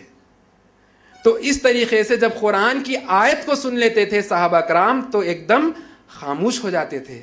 کا مطلب یہ ہے کہ صحابہ کرام کا بھی یہی عقیدہ ہے کہ محمد صلی اللہ علیہ وسلم کی وفات ہوئی. اگر ان کی وفات نہیں ہوئی اگر بولے تو محمد صلی اللہ علیہ وسلم کے صحابہ پر تہمت ہے. کیا محمد صلی اللہ علیہ وسلم کو غسل نہیں دیا گیا؟ دیا گیا. یہ الگ بات ہے کہ ان کو غسل دینے کا طریقہ الگ تھا. کیا محمد صلی اللہ علیہ وسلم کو دفن نہیں کیا گیا؟ یہ بات بولنے میں شرم محسوس کرنے کی اور ایمان کم ہونے کی کوئی بات نہیں. اگر یہ ایسے بولیں گے تو ایمان گھٹ ہے، نہیں تو نہیں ہے. ایک دم کھلی بات. ان کو قبر میں دفنایا گیا. اگر ہم یہ بات کہتے ہیں کہ محمد صلی اللہ علیہ وسلم کی وفات نہیں ہوئی تو تمام کے تمام صحابہ کرام پر جن کے تعلق سے اللہ رب العالمین قرآن مجید میں فرماتا ہے کہ رضی اللہ عنہ و رضوا، اے صحابہ تم لوگ اللہ سے راضی ہو گئے اور اللہ تم سے راضی ہو گیا، اس آیت کا ہم انکار کرنے والے بن جائیں گے؟ یہ ہم نہیں کہہ سکتے. تو صحابہ کرام کا بھی یہی عقیدہ تھا کہ محمد صلی اللہ علیہ وسلم کی وفات ہوئی اور وہ مر چکے. اب سوال یہ ہے کہ محمد صلی اللہ علیہ وسلم کا جسم مبارک جو ہے وہ کیسا ہے، کیسے ہے؟ تو ہمارا یہ مسلمانوں کا عقیدہ ہونا چاہیے قرآن و حدیث کی روشنی میں کہ جتنے بھی انبیاء کرام جب مر جاتے ہیں تو جہاں وہ مرتے ہیں وہیں پر ان کو دفن کیا جاتا ہے، اور جب ان کو وہیں پر دفن کیا جاتا ہے تو ان کے جسم کو نہ مٹی کھاتی ہے نہ کیڑے اندر جو ہوتے ہیں ان کے جسم کو دھکا نہیں پہنچاتے. یہ ایک دم اٹل اور مدلل بات ہے، یہ غلط بات نہیں ہے. تو یہ اگر ہمارا عقیدہ ہے تو ہم سچے عقیدے والے ہیں. اگر نہیں ہے تو پھر جا کے ان لوگوں کے ساتھ شریک ہو جانا اور جو جامع نظامیہ کا فتویٰ ہے اس کو بھی پشے پوش ڈال دینا اور جھنڈے لینا. جھنڈے نہیں، جھنڈے لے کے پھرو، جھنڈے کے ڈنڈے بن جاؤ اور جھنڈے کو لے کے لٹک جاؤ. ہم جنت میں نہیں جا سکتے. جنت میں جانا ہے تو ہم محمد صلی اللہ علیہ وسلم کی سنت پر عمل کریں گے، اور جس جھنڈے پر لا الہ الا اللہ محمد رسول اللہ جو لکھ رہے تو اس کو پہلے سمجھنا ہے. اس کو ہم سمجھیں گے تو انشاءاللہ جنت میں جائیں گے. اگر اس لا الہ الا اللہ تو جھنڈے پہ لکھا ہوا ہے اس کو سمجھے نہیں تو کیا فائدہ؟ اب لا الہ الا اللہ محمد رسول اللہ جو جھنڈے پر لکھا ہوا ہے، ہرے جھنڈوں پر، سفید جھنڈوں پر، پیلے جھنڈوں پر، ایسا دکھ رہا کہ مسلمانوں کے کام ہے یا غیر مسلموں کے کام ہے. یہ کالے کپڑے پہننے والے، یہ پھر نیلے کپڑے پہننے والے، اس کے بعد میں پیلے رنگ کے کپڑے پہننے والے، یہ مسلمان نہیں ہو سکتے. یہ غیر مسلموں کے علاوہ دوسروں کا کام نہیں ہے. یہ اگر اس طریقے سے کرتے ہیں اور کہتے ہیں کہ ہم جنت میں جائیں گے، اللہ کی قسم نہیں جا سکتے. صحابہ کرام سے یہ عمل ثابت نہیں ہے.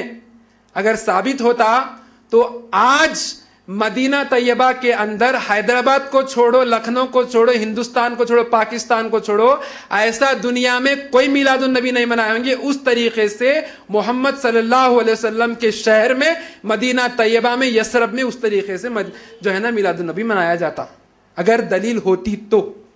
لیکن دلیل نہیں ہے. اگر دلیل ہوتی تو کیا سعودی والوں کے پاس پیسہ نہیں ہے؟ سعودی سے کمانے جا رہے لیکن سعودی کے پاس جو قرآن حدیث کا علم ہے وہ سکر نہیں آ رہے. افسوس اور تھو ہے ایسے مسلمانوں پر جو جاتے ہیں اور جا کر وہاں پر بھی عقیدہ پھیلانے کی کوشش کرتے ہیں. جب عقیدہ پھیلانے کی جب کوشش کرتے ہیں، متبع ان کو پکڑتے ہیں، اندر ڈالتے ہیں، مارتے پیٹتے، پھر بھگاتے. جب سمجھ میں آتی بات پھر آ کے پھر وہ اس کام کرتے. افسوس کیسے بغیرت مسلمان ہیں کہ جب ان کو سعودی کے لیے جب جاتے ہیں حج کرنے کے لیے، جب ان کو اردو کے ترجمے کی جب قرآن دی جاتی ہے اور انگلش میں اگر وہ انگلش جانتے ہیں تو انگلش کے ترجمے کی قرآن دی جاتی ہے، وہ قرآن کو لے کر آتے ہیں اور وہ لوگ یہ عقیدہ رکھتے ہیں یہ جو ہے نا صحیح عقیدے کی قرآن نہیں ہے، اس کے اندر غلط سلط موجود ہے، اور اس قرآن کو لے کر آتے ہیں مسجد کے کونے میں پٹک دیتے ہیں.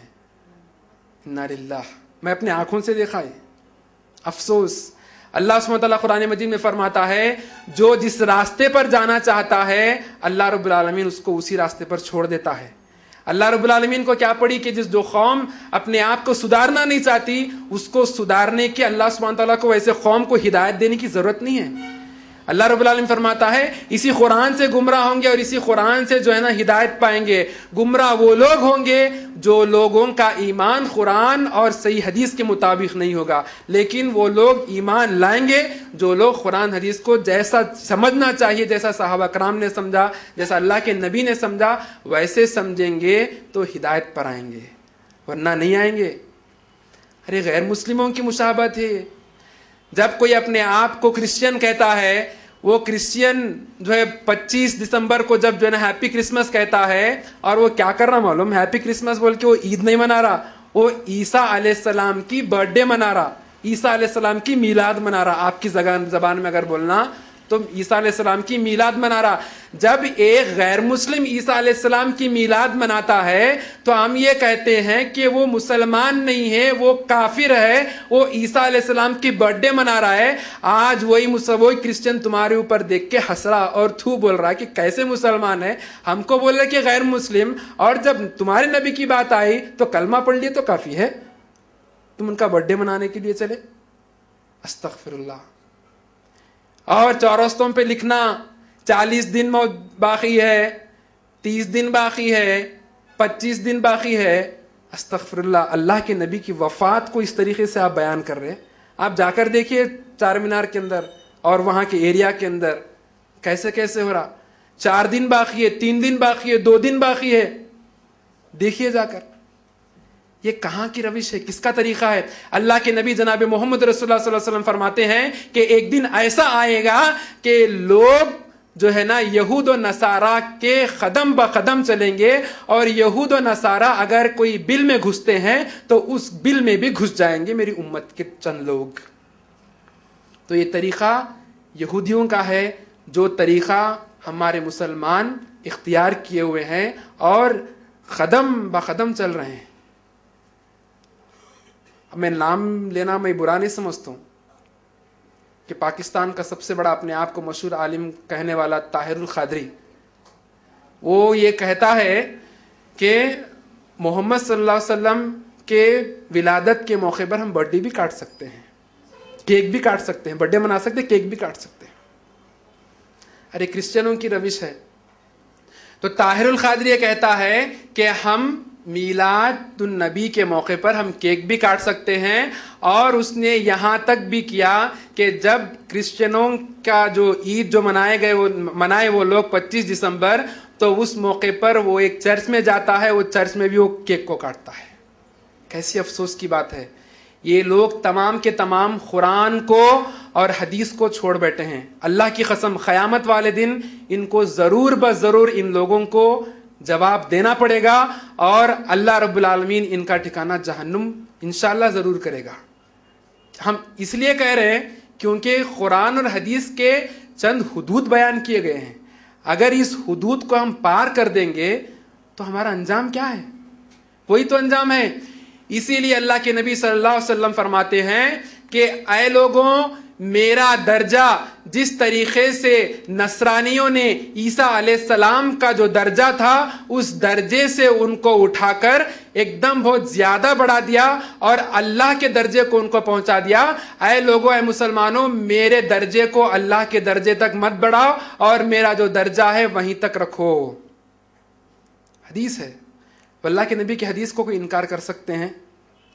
اور اللہ رب العالمین قرآن مجید میں فرماتا ہے کہ لا تغلو فی دینکم, دین کے اندر تم غلو مت کرو, جتنا کہا گیا اتنا کرو. جتنا کہا گیا اتنا کرنے کے لیے فرصت نہیں ہے, نکو بولے سے سب کر رہے. غلو مت کرو. لوگوں نے غلو کیا. یہ آیت کب نازل ہوئی, کس کے اوپر نازل ہوئی معلوم؟ یہ آیت خاص طور پر یہود و نصارہ کے اوپر نازل ہوئی.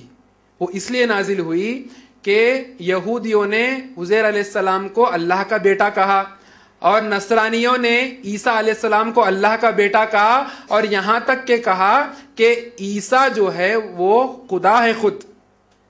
اس وجہ سے اللہ نے آیت کو نازل کی کہ دین میں غلو مت کرو. لیکن افسوس ہمارے مسلمانوں کی کہ مسلمان بھی ایسے نقش قدم پہ چل رہے ہیں, مسلمان بھی یہ کہنے لگے کہ جو محمد دنیا میں ہے مدینے کے اندر وہ عرش پر بھی ہے.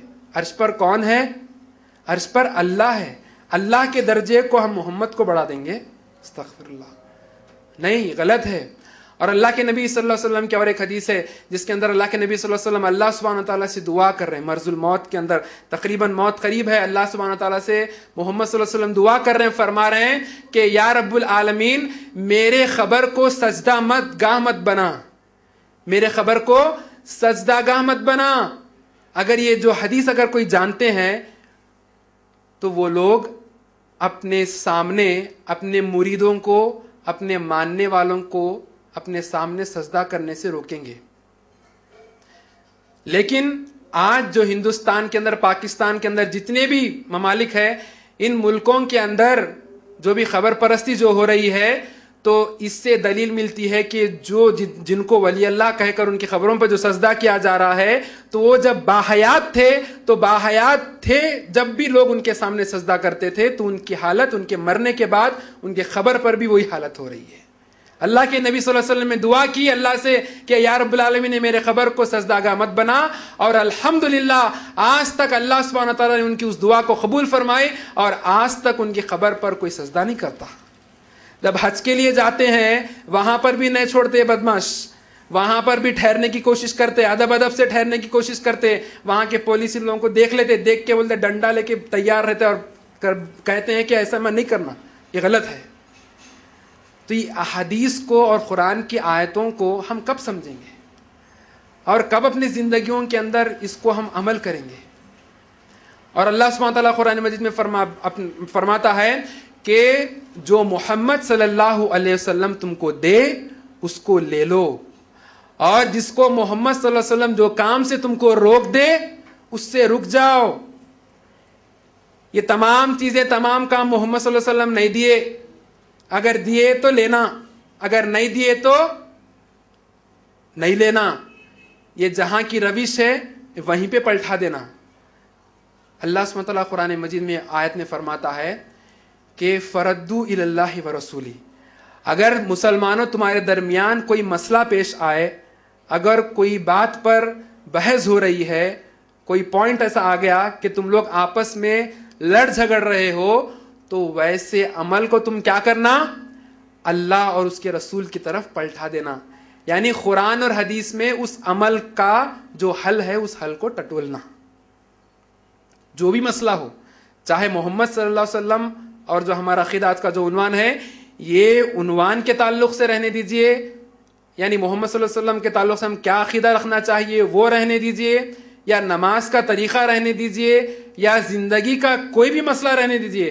تمام کے تمام چیزیں ہم اگر دین اور اسلام سمجھ کر کر رہے ہیں، اگر وہ عمل قرآن اور حدیث میں موجود نہیں ہے، اور وہ عمل میں اگر ہم کو کنفیوژن ہے، سمجھ میں نہیں آ رہا کہ عمل کرنا یا نہیں کرنا، تو عمل کے تعلق سے ہم کیا کرنا؟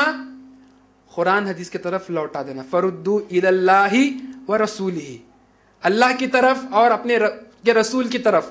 اللہ کی طرف یعنی کس کے طرف؟ قرآن مجید کی طرف. اور رسول کی طرف یعنی محمد صلی اللہ علیہ وسلم کی احادیث مبارکہ کی طرف.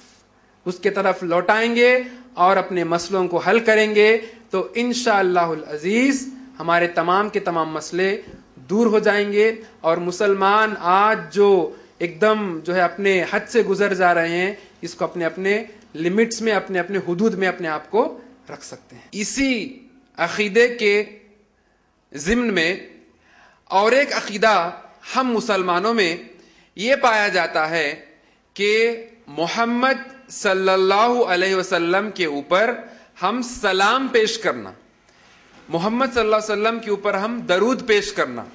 اور لوگ یہ قرآن کی آیت کو دلیل بناتے ہیں، اور جس طریقے سے اللہ رب العالمین قرآن مجید میں فرماتا ہے کہ ان اللہ و ملائکتہ صلوا علی النبی یا ایھا الذین آمنوا صلوا علیہ وسلموا تسلیما.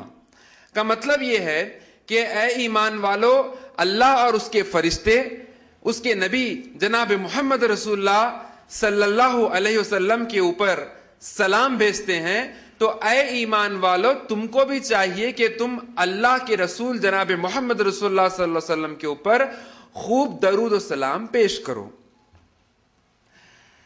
تو سامعین اکرام، اس آیت میں اللہ رب العالمین ایمان والوں کو، مسلمانوں کو یہ حکم دے رہا ہے کہ ہم محمد صلی اللہ علیہ وسلم کے اوپر سلام پیش کریں.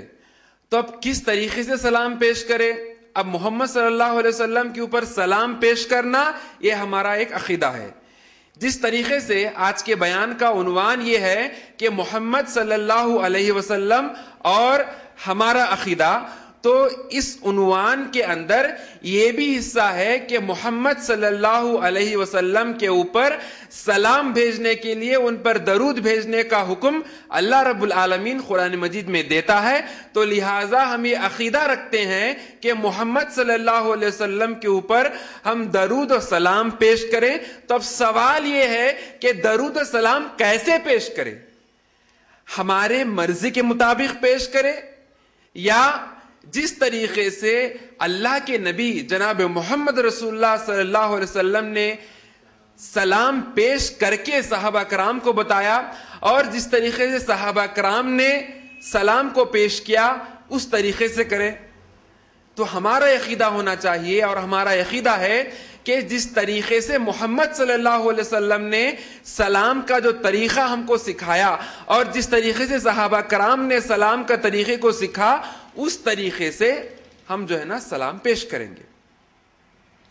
کیونکہ اللہ رب العالمین قرآن مجید میں فرماتا ہے کہ اے محمد صلی اللہ علیہ وسلم، اگر وہ لوگ تم جیسے اور تمہارے صحابہ کی جیسے اگر وہ لوگ ایمان لائیں گے، تو جب وہ لوگ ہدایت پر ہے، کا مطلب یہ ہے کہ اگر ہم کو ہدایت اگر ہونا ہے کون سے بھی تعلق سے، تو محمد صلی اللہ علیہ وسلم کا طریقہ اور صحابہ کرام کا طریقہ اور ان کا طریقہ جیسے وہ کرتے تھے ویسے ہم کرنا ہے. تو سلام کا طریقہ اللہ کے نبی صلی اللہ علیہ وسلم نے ہم کو اس طریقے سے سکھایا. جب ہم نماز میں تشہد میں بیٹھتے ہیں تو ہم کیا فرماتے ہیں، ہم کیا پڑھتے ہیں کہ التحیات للہ والصلوات والطیبات السلام علیک ایھا النبی ورحمۃ اللہ وبرکاتہ. یہ ہے سلام کا طریقہ. نہ کہ ہمارے معاشرے کے اندر جو سلام کا طریقہ جو عام ہے کہ الصلاۃ والسلام علیک یا رسول اللہ، الصلاۃ والسلام علیک یا حبیب اللہ. یہ سلام کا طریقہ قرآن اور حدیث کے روشنی میں ثابت نہیں ہے. قرآن اور حدیث کی روشنی سے یہ سلام کا طریقہ ثابت نہیں ہے. اور ہمارے معاشرے میں یہ بھی عقیدہ پایا جاتا ہے کہ اسی سلام کے تعلق سے، تو سلام کثرت سے سلام اور درود بھیجو. اب درود ہم کیسے بھیجیں گے؟ جس طریقے سے اللہ کے نبی نے ہم کو سکھایا اس طریقے سے بھیجیں گے، ہمارے سوچ کے مطابق نہیں. ہم کو یہ درس دیا گیا ہے کہ ہم محمد صلی اللہ علیہ وسلم کے اوپر جو ہے درود اس طریقے سے بھیجے کہ ہم جو درود ابراہیم پڑھتے ہیں، یعنی اللہم صلی علی محمد وعلی آل محمد کما صلیت علی ابراہیم وعلی آل ابراہیم انک حمید مجید، اللہم بارک علی محمد وعلی آل محمد کما بارکت علی ابراہیم وعلی آل ابراہیم انک حمید مجید. یہ ہے قرآن حدیث کے روشنی میں درود بھیجنے کا طریقہ. لیکن معاشرے میں کون سا درود مشہور ہے؟ درود کون سا مشہور ہے؟ مشہور درود وہ ہے کہ اللہم صلی علی سیدنا شفیعنا مولانا حبیبنا. یہ تمام کے تمام یہ made in India, made in Pakistan کے جو یہ درودیں ہیں، یہ درودوں کا کوئی تعلق نہیں اسلام سے. اگر ہم لوگ واقع میں محمد صلی اللہ علیہ وسلم کے اوپر درود بھیجنا چاہتے ہیں اور سلام بھیجنا چاہتے ہیں، تو درود اور سلام صرف اور صرف اسی طریقے سے ہم پیش کر سکتے ہیں جس طریقے سے اللہ کے نبی نے ہم کو سکھایا اور جس طریقے سے صحابہ کرام نے اس کو سکھا. اگر اس طریقے سے ہم لوگ عمل کریں گے تو ہمارا درود اور ہمارا سلام محمد صلی اللہ علیہ وسلم تک پیش کیا جائے گا. اور ہمارا یہ بھی عقیدہ ہے کہ درود و سلام ہم جو محمد صلی اللہ علیہ وسلم کے اوپر جو پیش کرنا ہے تو اسی طریقے سے پیش کریں جس طریقے سے صحابہ کرام نے اللہ کے نبی صلی اللہ علیہ وسلم کے پاس سے سیکھا اور جس طریقے سے اللہ کے نبی صلی اللہ علیہ وسلم نے ہم کو سکھایا. اور افسوس کہ ہمارے مسلمانوں میں یہ بھی عقیدہ ہے کہ جب نعت شریف کی محفلیں سجتی ہے، جب یہ درود السلام کی محفلیں سجتی ہیں، تو ان محفلوں میں محمد صلی اللہ علیہ وسلم وہاں پر تشریف لاتے ہیں. یہ کیسا عقیدہ ہے؟ یہ عقیدہ قرآن و حدیث سے ثابت نہیں ہے.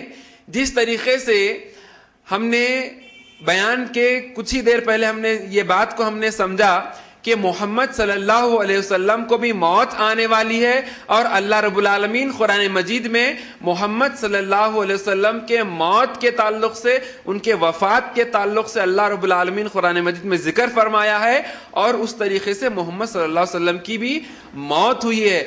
اور چاہے وہ اللہ کے نبی ہو یا عام انسان ہو، جب ان کا انتقال ہو گیا تو پھر وہ دوبارہ دنیا میں آنے کے امکانات نہیں ہیں.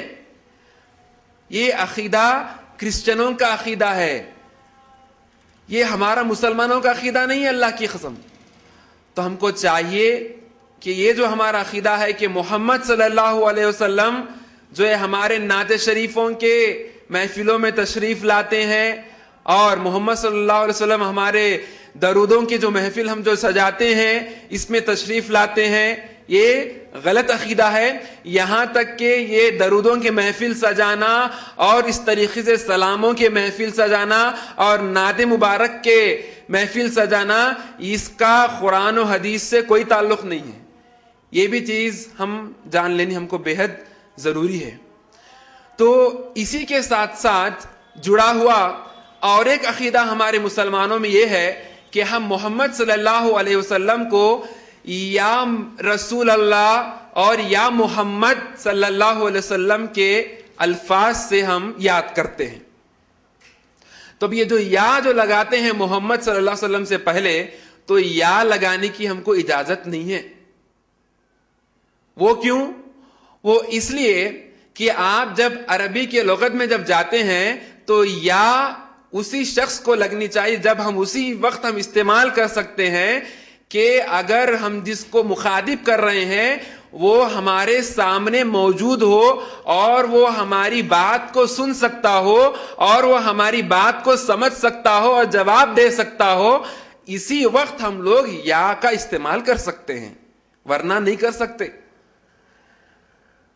لیکن یہ یا اللہ رب العالمین کو صرف اور صرف لگے گا، اور جو لوگ باحیات دنیا میں ہمارے ساتھ ہیں ان کو بلانے کے لیے اے فلاں شخص جس طریقے سے ہم لوگ اردو زبان میں استعمال کرتے ہیں، اسی طریقے سے عربی زبان میں یا کو استعمال کیا جاتا ہے اور اس سامنے والے کو بلایا جاتا ہے یا اس کو مخاطب کیا جاتا ہے. تو اس سے بات معلوم ہوتی ہے کہ کیونکہ محمد صلی اللہ علیہ وسلم دنیا میں موجود نہیں ہے، تو جب ہم ان کا نام لیں گے تو یا کہہ کر ہم نہیں بول سکتے، اور ان کو ہم یا محمد کے نام سے یا رسول اللہ کے نام سے یہ نعرے لگانا، یہ نعرے بازی قرآن اور حدیث سے ثابت نہیں ہے. یہ سراسر قرآن اور حدیث کے خلاف ہے اور اسلام میں نئی ایجاد ہے. اگر اسلام میں ایک نئی ایجاد ہے کا مطلب یہ ہے کہ یہ بدعت ہے. بدعت کا مطلب کیا ہے؟ بدعت کا مطلب ہے اسلام میں ایک کوئی نئی چیز، ایک ایسی چیز جس کو محمد صلی اللہ علیہ وسلم نے نہیں کی اور نہ کبھی صحابہ کرام نے ایسے عمل کو کیا. اگر ہم لوگ کوئی ایسا عمل کرتے ہیں دین سمجھ کر، اسلام سمجھ کر، تو وہ ہے بدعت. تو ایک بدعت چاہے ہو اچھی بدعت ہو یا بدعت حسنہ ہو یا بدعت دوسرا، اور لوگ کہتے ہیں کہ بھائی بدعت کرنا غلط ہے، بدعت نہیں کرنا، تو لوگ کہتے ہیں کہ یہ ہماری بدعت حسنہ ہے. ارے یہ بدعت حسنہ رونا ایسا کچھ نہیں ہے قرآن حدیث میں. قرآن حدیث میں اللہ کے نبی صلی اللہ علیہ وسلم نے اپنی حدیث میں فرمایا کہ کل بدعت ضلالہ کل ضلالۃ فی النار.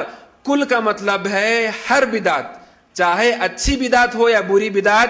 یہ بدعت جو ہے ہم کو راہ حق سے ہم کو نکال دیتی ہے, ہم کو ہٹا دیتی ہے اور ہم کو گمراہیوں میں ڈال دیتی ہے. اور جب انسان جب گمراہیوں میں جاتا ہے تو ہر گمراہی اس کو جہنم میں لے کر جاتی ہے.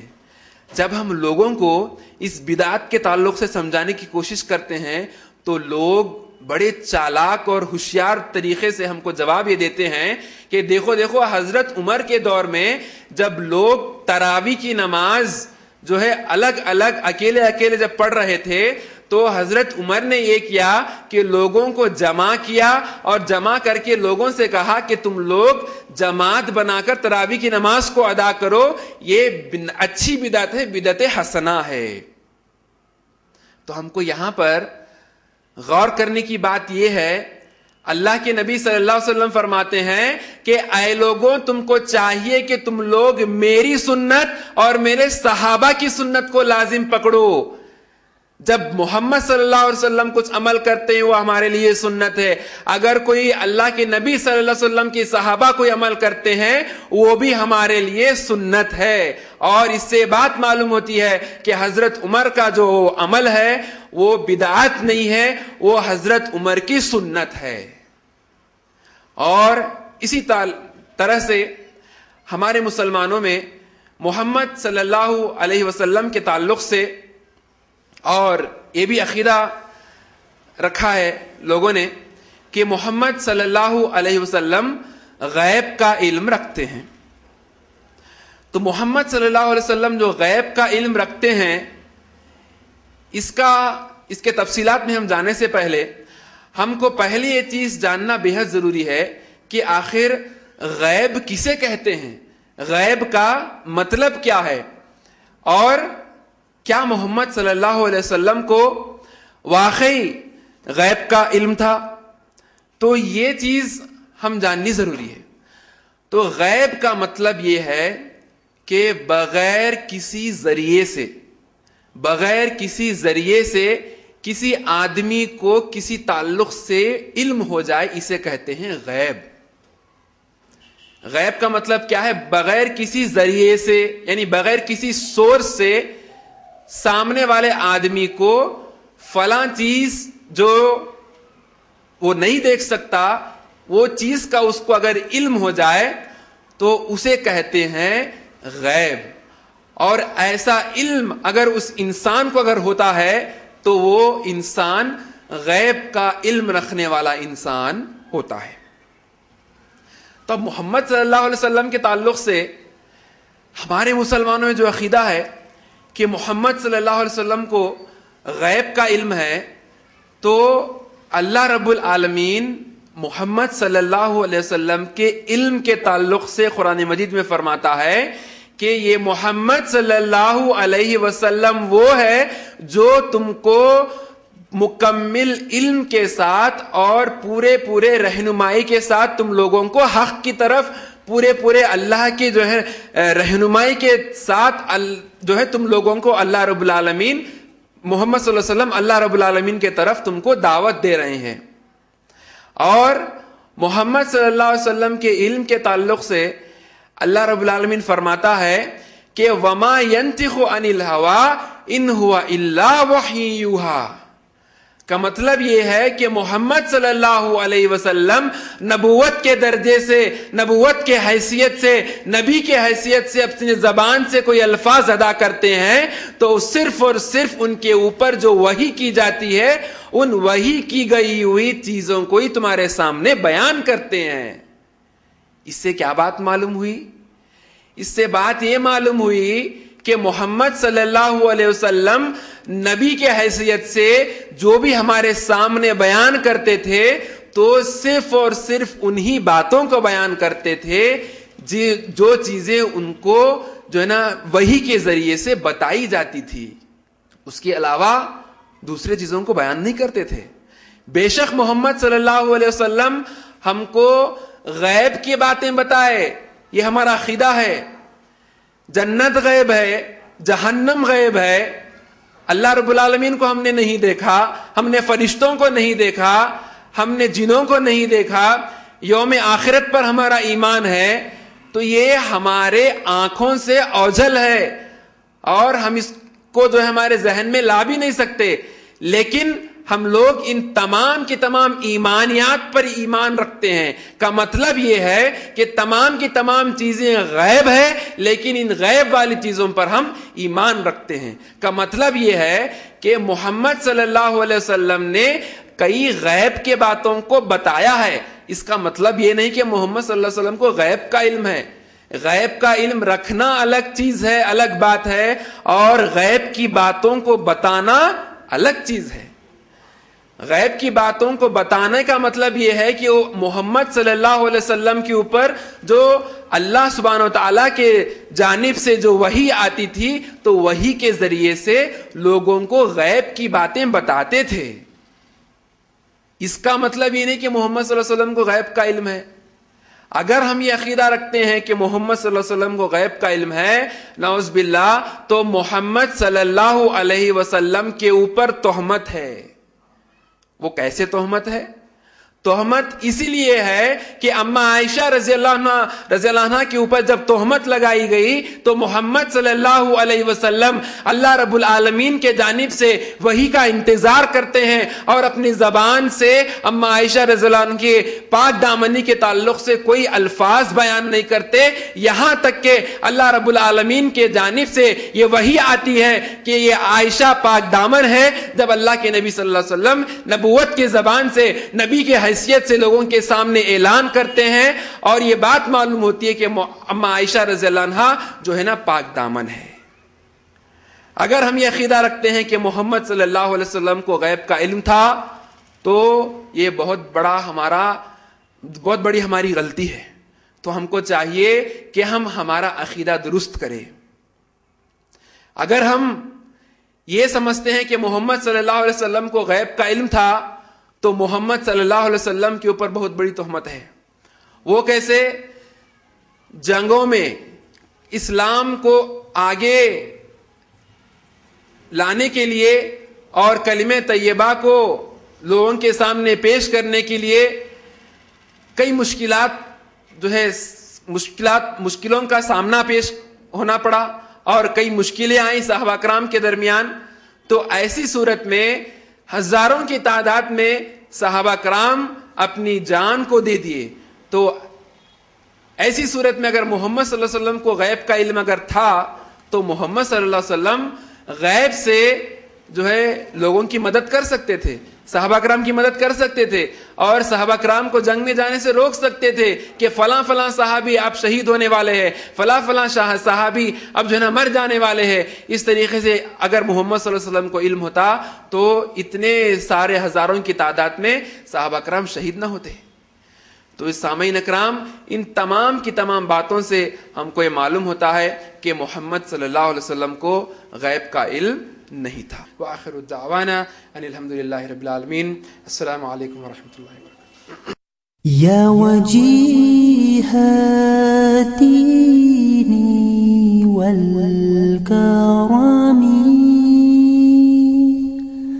وحلیف العلم والحکم،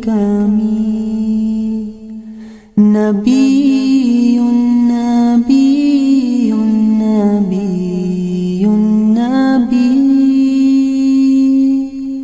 نبی نبی نبی نبی، یا رسول